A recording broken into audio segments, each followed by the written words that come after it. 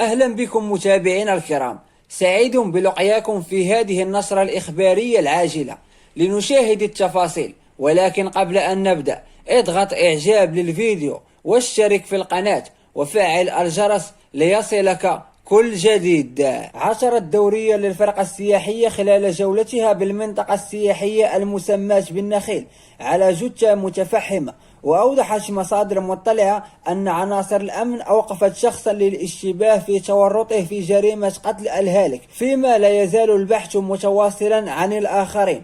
وأوضحت هذه المصادر أن الضحية الذي يقطن بمقاطعة النخيل في مراكش كان يعاقر الخمر مع أقرانه، ليتطور الخلاف بينهم وترتب عنه استعمال العنف المادي ما أدى إلى توجيه ضربات قاتلة إليه. وأشارت المصادر نفسها إلى أن المعتدين لم يكتفوا بقتل الضحية بل عمدوا إلى حرق جثته، ما استدعى إلى تدخل الفرقة العلمية والتقنية لمعرفة ظروف وأسباب هذا الفعل الإجرامي.